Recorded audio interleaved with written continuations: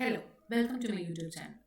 Indian Statistical Service Examination 2026 notification വന്നിട്ടുള്ള കാര്യം എല്ലാവരും അറിഞ്ഞിട്ടുണ്ടാവുമല്ലോ. അപ്പോൾ ഈ ഒരു എക്സാം കണ്ടക്ട് ചെയ്യുന്നത് union public service commission UPSC ആണ്.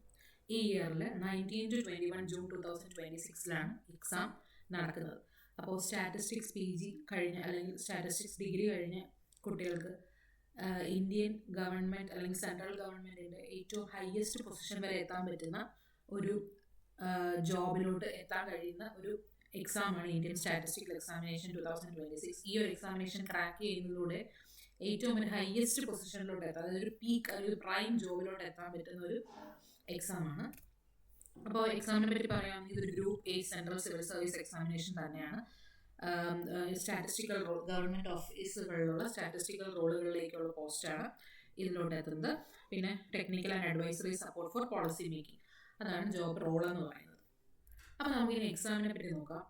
ശരിക്കും ഈ ഒരു എക്സാം എഴുതാൻ വേണ്ടിയുള്ള എലിജിബിലിറ്റി ക്രൈറ്റീരിയ എന്ന് പറയുന്നത് സ്റ്റാറ്റിസ്റ്റിക്സിലോ മാത്തമാറ്റിക്കൽ സ്റ്റാറ്റിസ്റ്റിക്സിലോ അപ്ലൈഡ് സ്റ്റാറ്റിസ്റ്റിക്സിലോ ഉള്ള ബാച്ചിലർ ഡിഗ്രി, അല്ലെങ്കിൽ ബാച്ചിലർ ഡിഗ്രി മറ്റേതെങ്കിലും സബ്ജക്റ്റിലാണെങ്കിലും മാസ്റ്റേഴ്സ് സ്റ്റാറ്റിസ്റ്റിക്സിലോ അപ്ലൈഡ് സ്റ്റാറ്റിസ്റ്റിക്സിലോ മാത്തമാറ്റിക്കൽ സ്റ്റാറ്റിസ്റ്റിക്സിലോ ഉള്ള മാസ്റ്റേഴ്സ് ഡിഗ്രിയാണ് എഡ്യൂക്കേഷൻ ക്വാളിഫിക്കേഷൻ എന്ന് പറയുന്നത്. അപ്പോൾ ഈ ഒരു എക്സാം എഴുതാനുള്ള ഏജ് ലിമിറ്റ് എന്ന് പറയുന്നത് 21 to 30 years ആണ്. പിന്നെ ആസ് പെർ ഗവൺമെൻറ് റൂൾസ് ഉള്ള എല്ലാ ഏജ് റിലാക്സേഷൻസും ആപ്ലിക്കബിൾ ആണ്. അപ്പോൾ ഈ ഇയറിൽ 2026 ഈ ഒരു എക്സാം അപ്ലൈ ചെയ്യാൻ വേണ്ടിയുള്ള ലാസ്റ്റ് ഡേറ്റ് എന്ന് പറയുന്നത് 3rd March ആണ്. 28 വേക്കൻസീസ് ആണ് ഉള്ളത്. ഇനി നമുക്ക് എക്സാം പാറ്റേൺ നോക്കാം. എക്സാമിന് 2 സ്റ്റേജ് ആണുള്ളത്. ഫസ്റ്റ് വൺ ഈസ് 1000 മാർക്കിൻ്റെ റിട്ടേൺ എക്സാം, രണ്ടാമത്തത് 200 മാർക്കിൻ്റെ ഒരു ഇൻ്റർവ്യൂ അല്ലെങ്കിൽ പേഴ്സണാലിറ്റി ടെസ്റ്റ്.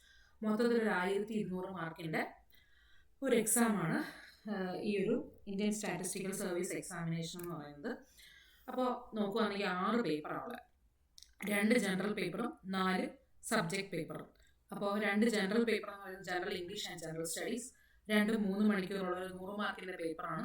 ജനറൽ ആയിട്ടുള്ള കാര്യങ്ങളാണ്, 12th ലെവലിലുള്ള ജനറൽ ആയിട്ടുള്ള കാര്യങ്ങളാണ് 2 ഇൻക്ലൂഡ് ആവുന്നത്. ജനറൽ ഇംഗ്ലീഷിൻ്റെ അകത്ത് ജനറൽ സ്റ്റഡീസിൻ്റെ അകത്ത് ഹിസ്റ്ററി, ജോഗ്രഫി, പൊളിറ്റിക്സ്, എക്കണോമിക്സ്, അതും ഒരു 12th ലെവൽ വരെയുള്ള ഈ 4 കാര്യങ്ങളിൽ നിന്നുള്ള ക്വസ്റ്റ്യൻസ് ആണ് വരുന്നത്.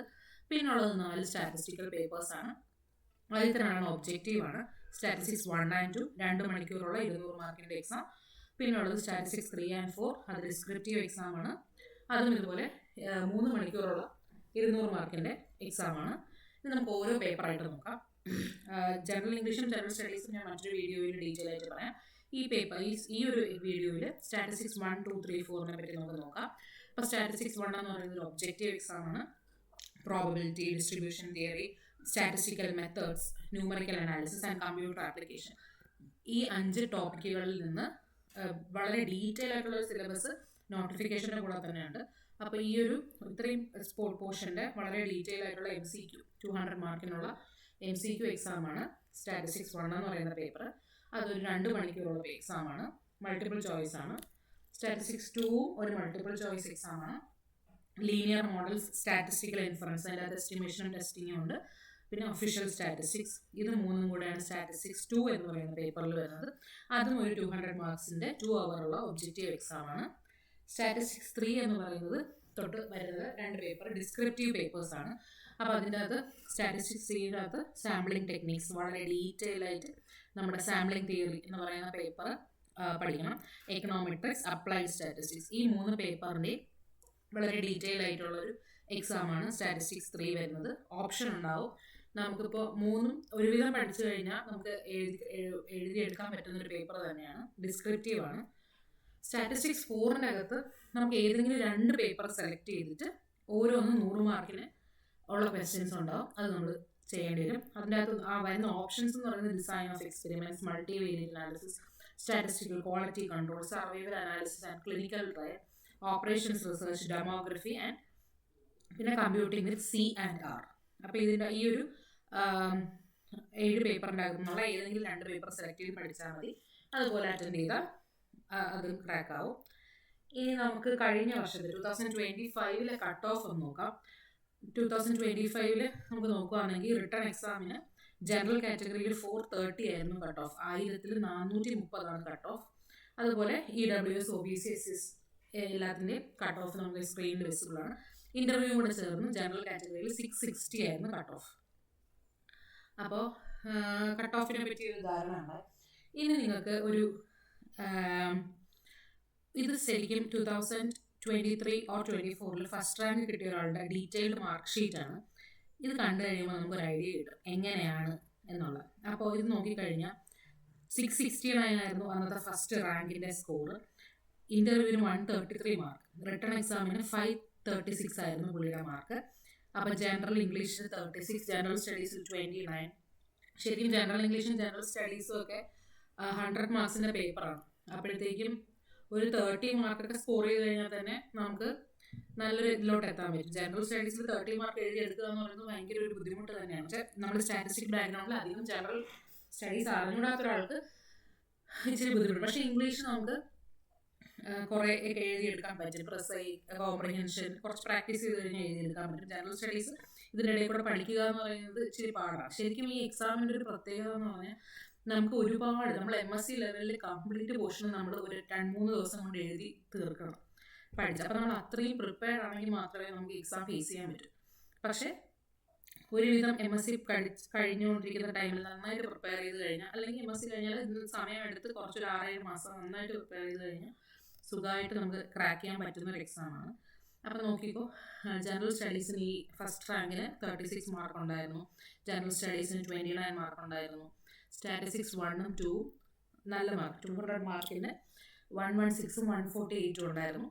അതേപോലെ 3ക്ക് 90 മാർക്സ്, 4ന് 116 മാർക്ക്, റിട്ടേൺ ടോട്ടൽ 536 മാർക്ക്, ഇൻ്റർവ്യൂവിന് 133, ഫൈനൽ മാർക്ക് 669. അപ്പോൾ ഇത് ഞാൻ കാണിച്ചത് തന്നെ നമുക്കൊരു ഐഡിയ കിട്ടാൻ വേണ്ടിയാണ്. ഇനി പ്രിപ്പറേഷൻ സ്ട്രാറ്റജി എന്ന് പറയുന്നത് പ്രോബബിലിറ്റി, ഇൻഫറൻസ് പോലുള്ള കോർ ടോപ്പിക്കുകൾ നന്നായിട്ട് സ്ട്രെങ്തൻ ചെയ്യാം. പ്രീവിയസ് ഇയർ ക്വസ്റ്റ്യൻ പേപ്പേഴ്സ് UPSCയുടെ വെബ്സൈറ്റിൽ അവൈലബിൾ ആണ്. നന്നായിട്ട് പ്രാക്ടീസ് ചെയ്താൽ തന്നെ നമുക്ക് ഒരുവിധം ക്രാക്ക് ചെയ്യാൻ പറ്റും. പിന്നെ ഡിസ്ക്രിപ്റ്റീവ് പേപ്പേഴ്സിൽ തിയറി പ്ലസ് ഡെറിവേഷൻസ് ഒക്കെ നന്നായിട്ട് പഠിക്കുക. അതുപോലെ ഒഫീഷ്യൽ സ്റ്റാറ്റിസ്റ്റിക്സ് ഏകദേശം 15 മാർക്കിന്, അതായത് 15 ക്വസ്റ്റ്യൻസ് പേപ്പർ 2 ഒഫീഷ്യൽ സ്റ്റാറ്റിസ്റ്റിക്സിന് വരുന്നുണ്ട്. ആ ടോപ്പിക്ക് പഠിച്ചാൽ തന്നെ ഡയറക്റ്റ് ക്വസ്റ്റ്യൻസ് ആണ്, ഒരു സോൾവിങ്ങോ സിംപ്ലിഫിക്കേഷനോ ഇല്ലാത്ത ഡയറക്റ്റ് തിയറി ക്വസ്റ്റ്യൻസ് ഉണ്ട്. അത് നമുക്ക് MCQ പേപ്പർ 2-ൽ കിട്ടും. പിന്നെ എഴുതുന്ന സ്പീഡ് അതൊരു നല്ല ഇമ്പോർട്ടൻറ്റ് ഫാക്ടറാണ്. കാര്യം പേപ്പർ 3 പേപ്പർ 4ൻ്റെ അകത്ത് നമുക്ക് 3 കോർ സബ്ജക്റ്റാണ്. അതായത് സാമ്പിളിങ്, എക്കണോമെട്രിക്സ്, അപ്ലൈഡ് സ്റ്റാറ്റിക്സ്, ഇതെല്ലാം നമ്മൾ ആ സ്പീഡിൽ എഴുതണം. എങ്കിൽ മാത്രമേ നമുക്ക് നമുക്ക് അറിയാമെങ്കിൽ പോലും ആ ഒരു 3 മണിക്കൂറിനുള്ളിൽ നമ്മളിപ്പോൾ ശരിക്കും ഒരു യൂണിവേഴ്സിറ്റി എക്സാം സാമ്പിളിങ് തിയറിയുള്ള പേപ്പറിന് മാത്രം 3 മണിക്കൂർ, അതുപോലെ എക്കണോമെട്രിക്സ് എന്നുള്ളതിന് 3 മണിക്കൂർ. ഇതെല്ലാം കൂടെ നമ്മളത് ക്രാക്ക് ചെയ്യുക എന്ന് പറയുമ്പോൾ ആ ഒരു റൈറ്റിംഗ് സ്പീഡിൽ നമ്മൾ കോൺഫിഡൻ്റ് ആയിട്ട് നമുക്ക് ആ ഒരു തന്നിരിക്കുന്ന UPSCയുടെ ക്വസ്റ്റ്യൻ പേപ്പർ എന്ന് പറയുന്നത്, അല്ലെങ്കിൽ ആൻസർ ബുക്ക്ലെറ്റ് എന്ന് പറയുന്നത്, ആ ക്വസ്റ്റ്യനും ആൻസറും കൂടെ ഒറ്റ പേജിൽ നമ്മൾ, അതായത് ഇപ്പോൾ ആ ഒരു പേജ് അവർ പ്രൊവൈഡ് ചെയ്തിട്ടുണ്ട്, അതിനുള്ളിൽ നമ്മൾ എഴുതി തീർക്കണം. ഇപ്പം 15 മാർക്കിൻ്റെ ക്വസ്റ്റ്യൻ ആണെങ്കിൽ അതനുസരിച്ച് 3-4 പേപ്പർ എടുത്ത് തരും, അതിനുള്ളിൽ നമ്മൾ എഴുതി തീർക്കണം. അപ്പോൾ ആ ഒരു റൈറ്റിംഗ് സ്പീഡ് എന്ന് പറയുന്നത് ഒരു ഇമ്പോർട്ടൻറ്റ് ഫാക്ടറാണ്. അപ്പോൾ പ്രിപ്പയർ ചെയ്യുന്ന ഒരു സിസ്റ്റമാറ്റിക്കലി പ്രിപ്പയർ ചെയ്ത് കഴിഞ്ഞാൽ സുഖമായിട്ട് ക്രാക്ക് ചെയ്യാൻ പറ്റും. നമ്മുടെ ഈ ചാനലിലൂടെ ഫുൾ പോർഷൻ എനിക്ക് ജൂണിനുള്ളിൽ കവർ ചെയ്യാൻ പറ്റുമെന്ന് ഞാൻ പറയുന്നില്ല. കുറേ ഒരു 90% അല്ലെങ്കിൽ 80% portions paper 1 paper 2 mainly focus ചെയ്തുകൊണ്ട് കവർ ചെയ്യാൻ ഉദ്ദേശിക്കുന്നുണ്ട്. അപ്പോൾ താല്പര്യമുള്ളവർ സബ്സ്ക്രൈബ് ചെയ്യുക, എന്നിട്ട് തുടർന്നുള്ള വീഡിയോസ് കാണുക. അപ്പോൾ ഈ ചാനലും ഈ ഒരു കണ്ടന്റും ഇഷ്ടപ്പെട്ടെങ്കിൽ നമ്മൾ ലൈക്ക് ചെയ്യുക, കമൻറ്റ് ചെയ്യുക, ഷെയർ ചെയ്യുക.